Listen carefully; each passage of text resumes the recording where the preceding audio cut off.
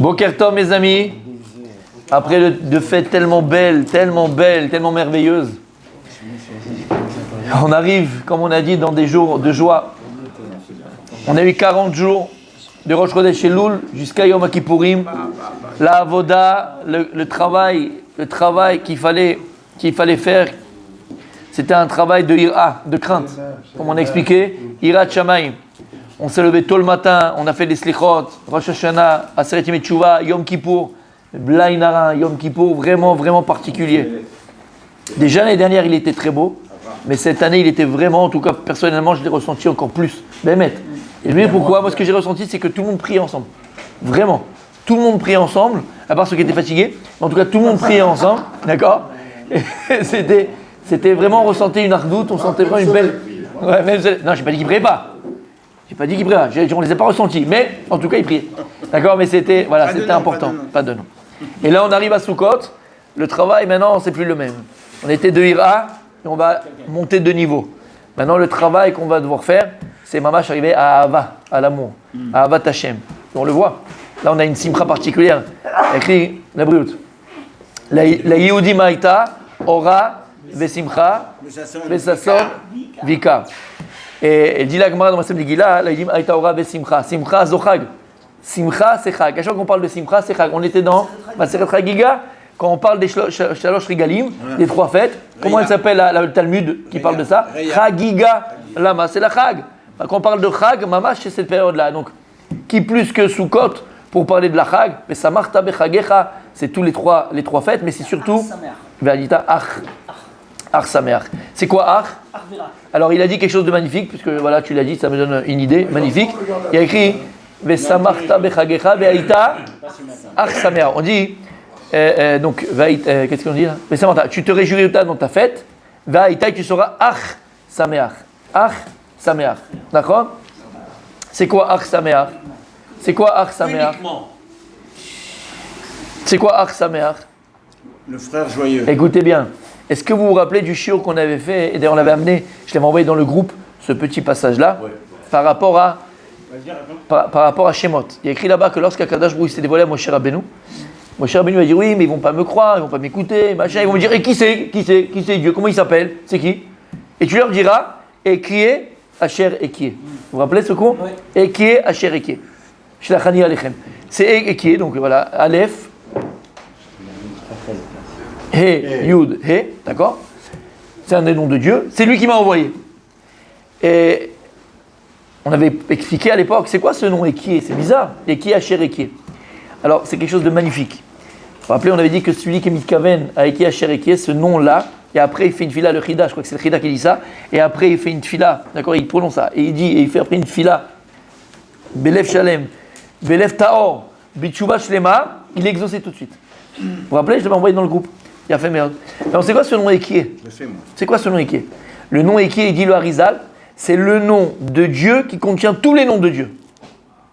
C'est le nom de Dieu qui contient en lui tous les noms de Dieu. Ça veut dire que tu vas prendre tous les noms de Dieu, d'accord, que tu peux avoir, qui ont une force, qui ont un quar. Le nom Ekié, c'est lui qui englobe, c'est lui qui contient tous les noms d'Hachem. Tu imagines la force qu'il a ce nom-là, la puissance qu'il a ce nom-là. Et d'ailleurs, Ekié, Asher Ekié, c'est quoi la puissance? Où est ta puissance, mon tzaddik? Où est la force? Non, mon tzaddik. Où est la puissance? Où est la force d'un homme? Où est la grandeur d'un homme? Où est Où elle est? Elle est dans Eki Asher Ekié. C'est quoi Eki Asher Ekié? Ekié, valeur numérique. Ekié. Et Aleph, He, Yud, He. C'est 21. Eki Asher Ekié, 21 fois 21, ça fait 441. Et c'est quoi 441 Yomer Arizal? C'est Emet. C'est la vérité. La force d'une personne, la force, c'est le Emet. Lama, on a expliqué que le Emet, la vérité, elle est éternelle. Il y avait une ville qui s'appelait Luz, vous vous rappelez? Et dans cette ville-là, la Gemara, elle dit que les gens ne mourraient pas. Les gens ne mourraient pas. Et quand quelqu'un voulait mourir, il devait sortir de la ville et ça y est, il disait c'est fini, j'arrête là. Et les gens, ils étaient éternels. La Gemara dit Lama, qu'est-ce qu'il y avait de particulier? C'est une ville où les gens ne mentaient jamais. Pas mentaient jamais comme nous, on est des mythos, d'accord, notoires. Non, mentaient jamais comme j'ai dit. C'est que tu demandes à quelqu'un l'heure, il va pas te dire, il va pas t'arrondir, il est 14h55 ou il est 15h. Non, il est 14h57. Je dis, c'est pas du mensonge. Ah, c'est pas vrai en tout cas. C'est pas Emet. Il est 14h57, 14h57. Nous, on va dire quoi? Il est 3h. Il n'est pas 3h. Tu vois, bon, ça va, tu joues sur les mots. Ça ne nous parle même pas, d'accord? Mais non, c'est l'onachon. Et là-bas, ils étaient tellement amitiim, tellement vrais, qu'ils étaient éternels. Et c'est ça en vérité l'éternité, c'est la vérité. Donc écoutez bien ce qu'on va dire maintenant. Si tu veux prétendre pouvoir goûter à la vie éternelle, dans ce monde-là, qui est limité et passager, tu as un moyen. C'est lequel? Émet. Sois quelqu'un de vrai. Donne toujours le bonheur. Sois quelqu'un de vrai. Attache-toi à la vérité. Il y a Véhémet. Attache-toi à la vérité. Sois quelqu'un de vrai. À partir du moment où tu es quelqu'un de vrai, tu t'attaches à la vérité, tu t'attaches à l'éternité. Tu deviens éternel. C'est pour ça qu'on dit Yaakov Lomet. On dit Yaakov, nous, la Gemara dit Maset Sota, Yaakov Lomet. Yaakov, il n'est pas mort. La Gemara dit qu'il n'est pas mort. Il n'est pas mort. Regarde la paracha. Il y a écrit son espède, comment ça s'est passé. La Gemara donne la réponse. Aussi, elle dit, ben oui, il n'est pas mort parce qu'il va laisser derrière lui 12 enfants qui continuent son chemin. Il a fait ça, c'est très beau. C'est Emet et c'est vrai. C'est joli. Mais c'est pas que ça. Pourquoi on dit Yaakov Lomet? Tous les patriarches, tous les tzadikim, ils sont pas morts en vérité. Et Baba Salé, il est mort. Attendez, il n'est pas mort, Baba Salé. Le rabbi, il est mort. Il n'est pas mort, le rabbi. Attention, tu peux entrer dans des problèmes. D'accord? Mais en vérité, mais le rabbi, il n'est pas mort. Baba Salé, il n'est pas mort. Le Rav Dessler, il est mort. Le Rav Esrem, il est mort. Rabbi Yosef, il est mort. Tzadikim, Rachid, il est mort. Ils sont pas morts. D'où on apprend ça de Yaakov Avinu. Et là-bas, on apprend ça de Yaakov Lomet. C'est qui? Abraham, Chesed. C'est quoi Yitzhak? Gvura. Donc Yaakov, c'est la bonté. Yitzhak, c'est la Gvura. Et c'est quoi Yaakov Avinu? Emet. Quelqu'un qui a la mida de Emet. Et quand est-ce qu'il a acquis cette mida de Emet à 100%, à 400%? Quand il va faire la guerre contre le malheur de Esav. Et c'est quoi le malheur d'Esav? Esav, c'est Satan, c'est Yetzera. Et c'est quoi le Satan? C'est quoi le Yetzera? C'est le Sheker. Et c'est quoi le Sheker? C'est l'inverse du Emet. C'est quelque chose qui n'existe pas. Et donc c'est pour ça qu'Yaakov, à ce moment-là, Yaakov et nous, va acquérir cette midata Emet. Shamata. Donc maintenant, toi, nous dans la vie, quand tu deviens quelqu'un de vrai, quand tu t'attaches à la vérité, quand tu goûtes une fois à la vérité, une fois tu goûtes un petit peu à la vérité, cette vérité, elle te donne l'éternité. Elle t'offre l'éternité. C'est que tu goûtes dans ce monde-là à l'éternité. Shamata, ce que ça veut dire? Yafé merde. Alors le nom Eki Asheriki, juste pour comprendre, Eki est Asheriki, dit le Arizal, Eki est 21 fois 21, ça fait combien? 441. C'est le nom d'Hachem qui est éternel, entre guillemets, toujours éternel, mais 441. de vérité. Maintenant écoutez bien, qu'est-ce que tu as dit? Vesamarta bechagecha. C'est là qu'on est parti. D'accord, c'était pas le cours d'aujourd'hui, mais puisque tu as parlé, on l'a dit. Vesamarta bechagecha. Behaïta ach sameach. Omrim chachamim. D'accord? Les chachamim à Kabbalah, à Mekoubalim, ils disent, c'est quoi maintenant Behaïta ach sameach? Alors quand tu traduis, et tu seras uniquement, ach c'est uniquement.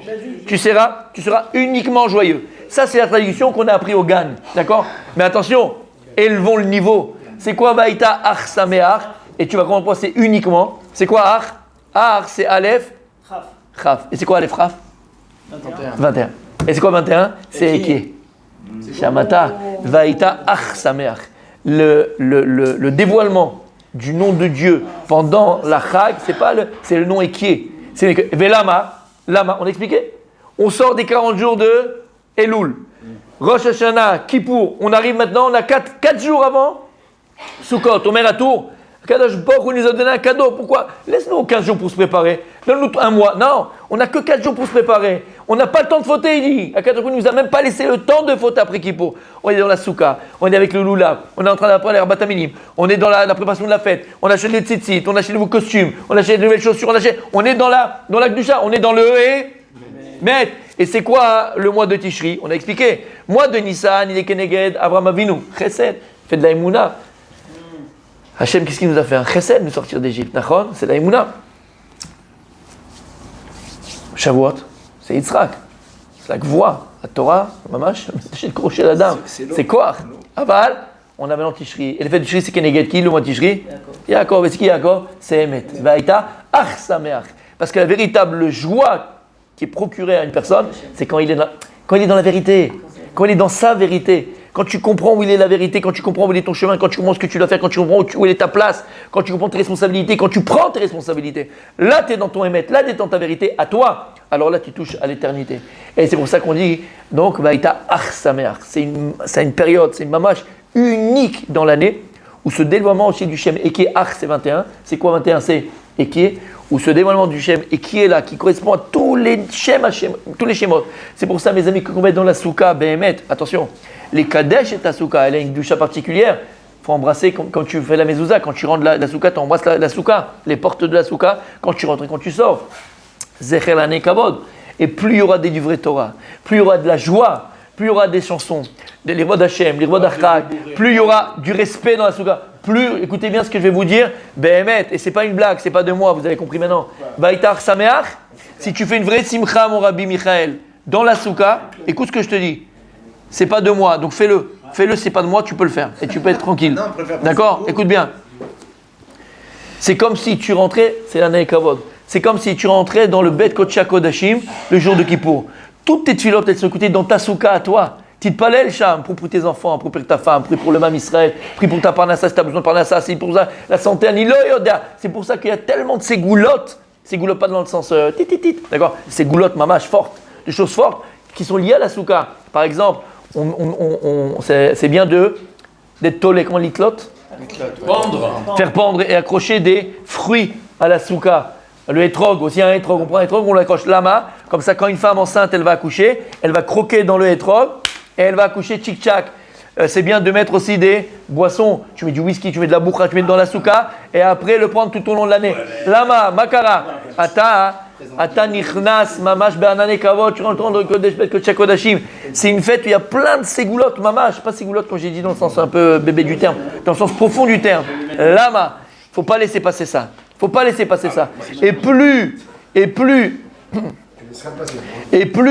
tu auras la possibilité de rester dans la souka, de manger dans la souka, d'étudier dans la souka, de dormir dans la souka, de rigoler dans la souka, de respirer dans la souka, la brioute, plus tu vas avoir le temps, Be'ezrat Hashem, toute l'année, d'étudier, d'avoir des bonnes pensées. Comment ça dit? Comment on peut dormir dans un endroit sain? Parce que c'est comme le Kodesh à Kodesh, il vous avait dit. Comment on peut dormir? Comment on peut... Je vais te répondre tout simplement, d'accord? Ouais. Il y a écrit que lorsque Gemara dans ma Sechet, non, ça tombe bien. Dans ma Sechet, Baba Batra, d'accord? Dafnoun He, si je ne me trompe pas. La Gemara là-bas, c'est ça? D'accord. La Gemara, elle vient, elle raconte l'histoire. La Gemara, elle raconte l'histoire de Rabbi Bona'a. Rabbi Bena'a, on l'avait vu. Rabbi Bena'a, qu'est-ce qu'il faisait? C'était quoi son tafkid? Rabbi Bena'a, son tafkid à lui, son travail à lui, ce qu'il a pris sur lui, non, c'était de retrouver les Bet Gvarot, des tombes, d'accord? Et de faire dessus un petit, de les marquer, quoi, entre guillemets, de les marquer, pour ne pas que les Kohanim s'impurifient. Il avait pris ça. Maintenant, qu'est-ce qu'il faisait? La Gemara a dit, il construisait un petit mausolée au-dessus comme ça, pour que les gens reconnaissent. D'accord, un peu comme il y a Hatzfat, c'est en bleu comme ça, mais bon, c'était pas en bleu, je sais pas comment il faisait. En tout cas, il faisait un petit mausolée. Donc, il construisait ça pour que les gens sachent que, attention, il y a un Beth Gvarot, il y a un Kever ici, et ne pas passer cité Kohanim. Ok. Comment il s'appelait? Rav Bena'a. Bena'a, c'est quoi Bena'a? Binyan, Livnot. Tu vois que son nom correspond à fait sa mission, ce qu'il faisait. Ok. Et la Gemara, elle raconte, dans ma série Baba Batra, puis à un moment donné, il arrivait, Martha Marpella. Il arrive ça, il voit une grotte, il dit, ah, c'est Martha Marpella. Et il voit à la porte d'entrée Eliezer, Eved Abraham. D'accord? Lui, il voit ce que nous, on ne peut pas voir. Oui. Les tzadikim, ils sont vivants, ce qu'on vient de dire, mais nous, on ne le voit pas. Alors, il dit, laisse-moi rentrer. Il dit, non, tu ne peux pas rentrer. Tu ne peux pas rentrer, c'est pas ici, on fait ce qu'on veut, on rentre, on sort, tu ne peux pas rentrer. Il dit, mon maître, il est couché avec Sarah, tu ne peux pas rentrer, tu ne veux pas ce que tu veux ici. Il dit, va dire à Abraham Avinu que je veux rentrer, il faut que je prenne la taille, il faut que je construise, tu ne peux pas me laisser pas rentrer. Il dit, attends-moi à la porte, je vais voir. La Gemara dit, il est parti voir, il y avait Abraham Avinu. Et la Gemara, regarde ce qu'elle dit. Il y avait Abraham et Sarah, donc quand tu es enterré, tu es enterré. Et ils étaient allongés. D'accord? Et la Gemara dit que Abraham Avinu était allongé entre les bras de Sarah et Menou. Donc tu imagines qu'il est allongé sur elle et elle l'attrape avec ses bras. Et Sarah qui regarde sa tête, qui regarde Abraham Avinu. Comme ça dit la Gemara. D'ailleurs, c'est une Gemara. Ouais, comme un mari, des fois, sur sa femme. Hein. Voilà. D'accord. Non, mais un bébé, c'est vrai que souvent, elle est comme ça. Mais en tout cas, comme un mari avec une femme qui pourrait être dans les bras de sa femme. Et elle, en tout cas, qui regarde sa tête. Et donc, comme ça, la dit. Et donc, il rentre Eliezer, et il dit, regarde, il y a un là-bas, il veut rentrer pour prendre les mesures et tout ça. Mais je lui dis, même pas en rêve, tu rentres, c'est pas Pakavod. c'est pas de sa noix. Oui. Comme ça, il va venir te voir, toi et tout, avec Sarah et tout. C'est pas de sa noix, il peut pas rentrer. Et Abraham Avinu lui répond, tu le laisses rentrer. Lama, il va rentrer dans l'Olam Emet. Comme ça, il va rentrer dans le monde de vérité. Là, il va rentrer dans un monde parallèle. Il n'est plus dans le monde ici. Avec toi, on est habillé, on a les habits, on est machin. Et si on voit quelque chose, on dit, ah, attention, machin, c'est pas de sa noix, pas de sa noix. C'est fini. Comment ils étaient à Adam et Chava? Ils n'avaient pas de honte. Il n'y avait pas cette honte. Mais il ne savait pas. Il n'y avait pas cette honte. C'est-à-dire que pourquoi il n'y a plus cette honte? On est dans la Mahémet. Voilà, Mahémet, il n'y a plus la honte. Le Hémet absolu, celui de Beth Shammai. Pas le Hémet mytho de nous. D'accord? Entre guillemets pour l'instant. Le Hémet absolu. Il a dit, ils peuvent rentrer. Il peut rentrer. Et là, comment il a dit? Donc il est rentré. Et il raconte ce qu'il a vu. Donc il a vu Abraham Avinu allongé dans les bras de Sarah, sa femme, et Sarah qui regardait la tête d'Abraham Avinu. Ok. Et il a pris les mesures, il a pu faire. Ok. Pour répondre juste à ta question d'abord, d'accord? Quand tu rentres dans la soukha de Sadik, tu rentres plus dans ce monde-là, ici, là, de la matière, le monde des bgadim, le monde du mytho. Là, tu rentres dans le monde à Emet. Écrit là-bas, ma filou, si tu peux faire une. Écrit ça. Je m'épose. T'as compris, messieurs, il ne faut pas qu'on rigole, mais c'est pas grave, d'accord? T'as compris. En tout cas, t'as compris qu'on arrive dans le Olam Haemet. Il n'y a rien. Là-bas, c'est la Gdusha. Là-bas, c'est la. Oublions notre petite Torah, d'accord, qu'on a pression, d'accord, sainte. Au contraire, tu rentres dans la Soukha. La Soukha, c'est la Gdusha, c'est la Tara. Et ta femme, c'est la Gdusha. Ta femme, c'est la Tara. Donc, si tu peux, tu peux. Il faut être avec les conditions adéquates. Juste pour terminer, parce que c'est trop beau. Là-bas, le Maharsha, il explique. Pourquoi est-ce que la Gemara vient nous dire comment Abraham et Sarah ils étaient allongés dans le... Ça va t'amener quelque chose dans ta vie, comment ils sont? Écoutez bien. Omer Amarchon, on termine avec ça, c'est un Moussar Askel. Il dit que, en vérité, le matzav, ou comment on dit matzav? Pas situation. La situation. Non, il y a un autre mot pour dire matzav. Non. Non, le matzav. Non, l'état. Merci beaucoup. L'état dans lequel était allongé Abraham Avinu. Et Sarah Imenu, il a fait c'est l'état. D'accord? Ça vient te montrer en vérité, ça c'est. Ils sont allongés parce qu'ils sont quittés ce monde-là matériel. Avant, ça vient te montrer, ça vient t'apprendre comment ils étaient dans ce monde-là, eux, en tant que mari et femme. C'est très beau. Et il dit, le Maharsha comme ça. Abraham Avinu, il était dans les bras de Sarah. Il dit là, c'est quoi cette image-là qu'il était dans les bras de Sarah? Abraham Avinu, toute sa vie, il a travaillé dur, Avodat Hashem. Et il s'est dit, Vadaï, après 120 ans, Ani Iske, 175 ans, Ani Iske, les Chayolam Abba, je vais avoir mon Olam Abba, et là-bas c'est le monde Nedam Izdeva Shrina, le monde éternel, je vais avoir l'Olam Abba. Mais Abraham, toute sa vie, il se disait une chose, le Olam Abba que je vais avoir, le Olam optimal, le Olam Abba intense que je vais avoir, ne sera jamais par mon srout à moi. Jamais. C'est vrai que pas par mon mérite à moi. C'est pas parce que je vais étudier à la yeshiva, pas parce que je mets mes tulines, pas parce que je veux avoir un petit peu, mais mon mérite véritablement de mon Olam Haba, ça ne sera pas mon mérite à moi, ça sera par le mérite de Sarah Imenu. C'est quoi Sarah Imenu? Elle était dans ses bras. Il dit c'est vrai, moi je fais venir les gens à la maison, je fais du chesed, mais qu'est-ce que je fais? Moi je vais à la synagogue, et après la synagogue, je dis, les gars, vous venez, on fait un kidouche?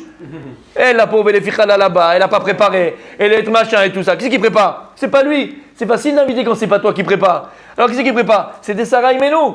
Elle était là, et c'est elle qui partait, et c'est elle qui cuisinait, et c'est elle qui chouchoutait, et c'est elle. Et bah ouais, c'est elle. Il se disait toute sa vie, Abraham Avinu, le Olam Haba, le mérite que j'aurai d'avoir le Olam Haba, Behemet, c'est pas par ma sima, moi, j'ai 0, 0. En tout cas, je suis pas à 100%. Je suis pas à 100%. Ça sera par le mérite du chesed. C'est quoi le bras? C'est le chesed. Par le mérite du chesed que ma femme elle fait, par son corps, par sa personne. Ça, c'est du niveau. Ça, c'est du vrai chesed. Et elle, par contre, qu'est-ce qu'elle faisait? Elle regardait la tête d'Abraham. Il dit le Maharsha, c'est quoi la tête? La tête, c'est Mekor HaChochma, c'est le Sechel, c'est la roche, c'est la Chochma, c'est l'intelligence. Elle, d'un autre côté, Sarah, il nous toute sa vie. Il dit, bien sûr, c'est vrai. Moi, je prépare, je cuisine, je fais venir les invités, j'ai les machins, je prends, je débarrasse, je leur sers, je fais. Bien sûr que je fais beaucoup de chesed. C'est ma misva. Mon Olam Haba, le vrai Olam Haba que j'aurai, c'est pas ma mourita. Moi, qu'est-ce que je fais? Moi, je fais la chesed. Ça sera par la Chochma, par la Torah de mon mari. Quand je l'envoie étudier la Torah, quand il va à la yeshiva, quand il fait les shiurei Torah, par son mérite à lui, j'aurai mon Olam Haba. Et en vérité, de là on apprend, il dit le Maharsha, c'est ça le couple. Vous savez, le Shalom Bayit, et je le dis pour moi d'abord, il se joue à 2 mots. En 2 mots, En deux mots, Oui, chérie. en deux mots, tu l'as ou tu l'as pas. Shalom Tu Bayit sais et pourquoi Shalom Bayit.